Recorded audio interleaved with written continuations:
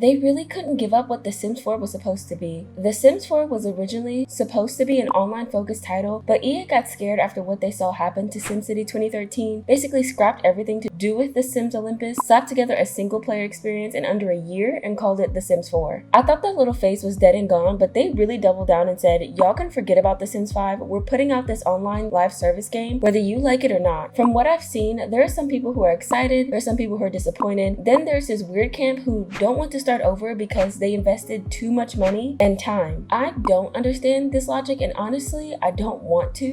What does The Sims 5 have to do with you not playing The Sims 4 anymore? If you invest over $1,000 into one hobby but then drop it for the newest upgrade on the market, it sounds like you don't respect your own pockets. But I'm not gonna sit here and speak on other people's money. Anyway, when I heard about The Sims 5 being canceled and what they intended for Project Rene to be, I wasn't disappointed. It was more like, they're really doing this, huh?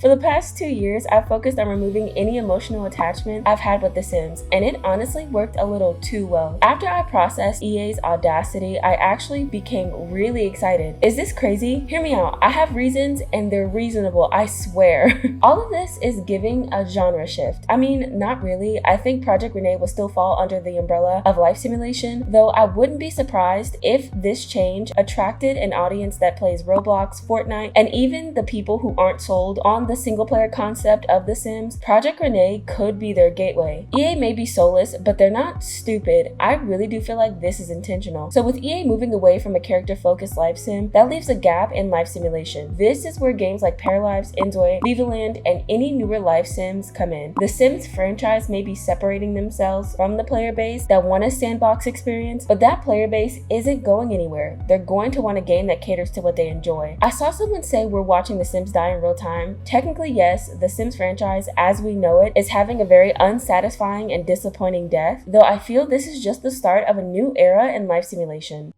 Because the other day, this article in Variety pops up saying that there is no Sims 5 coming, and EA is making a multiplayer expansion to the franchise. I feel like this is a really, really bad move. Like, I feel like we're watching the Sims franchise die in real time, which is crazy to me because, like, looking at all the other competition like Paralives, Inzoi, even Life by You, yes, it is canceled now, but you can still tell each of the games has so much passion behind it. I just think that starting fresh with a new entry would make a better Sims game. Well, apparently that's not happening. After 25 years, it has been 25 years. The Sims franchise is cooked. So how did this happen, and what does it mean for the future of the life simulation genre?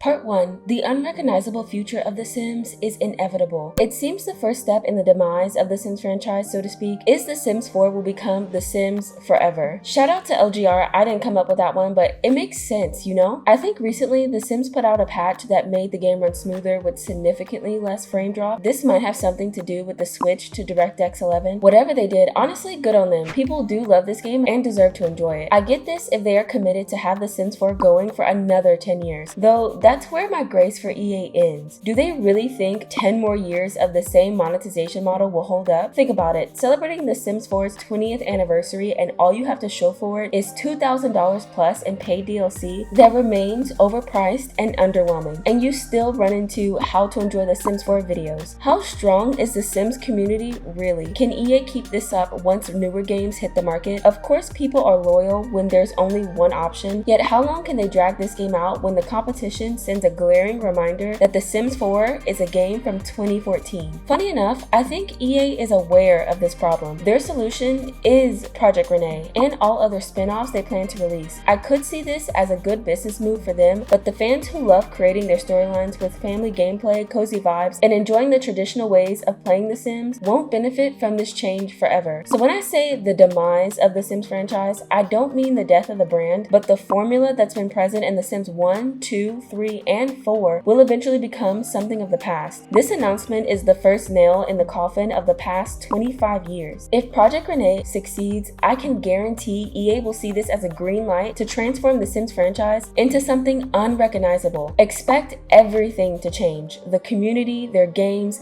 and sense of direction as they try to wrap their heads around the fact that The Sims will never be what it used to be or could have been. One thing I'm ready to see are the Sims 4 loyalists going back and forth with these newer players who claim the old way of The Sims is lame. I can already see them going feral when the majority ask who the hell is Eliza Pancakes and start calling the old Sims games cringe. Gen Alpha is mean.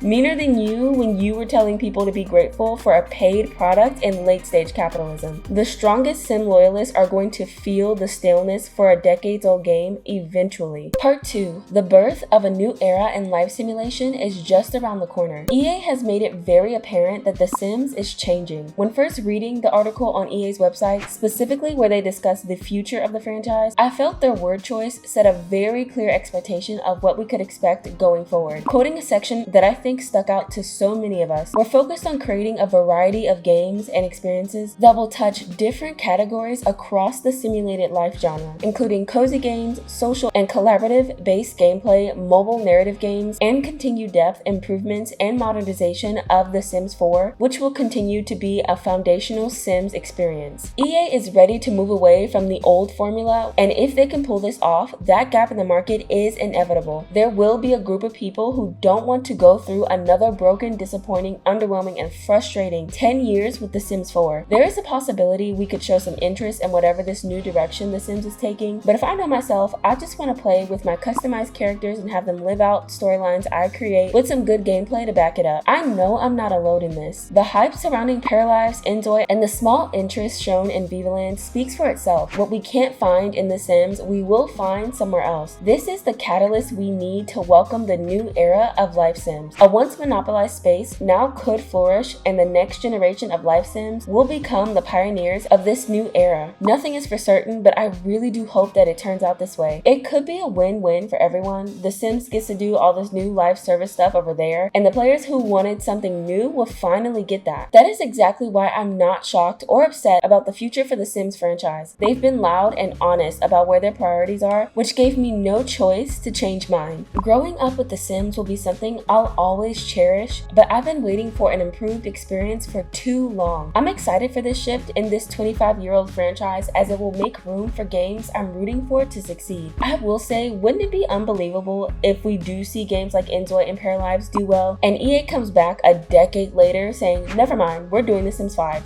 At that point, I wouldn't even want it, especially if we were fed with so many immersive options. I mean, I'll at least try it, but my expectations would be abysmally low, as their intentions would be so obvious. Honestly, good luck to The Sims and hope this all works out. I thought sharing this perspective might help some of you who are disappointed. All hope is not lost, and some good can come from this change. For the most part, it's been a fun quarter of a century, and I can't wait to see what's to come in the next one.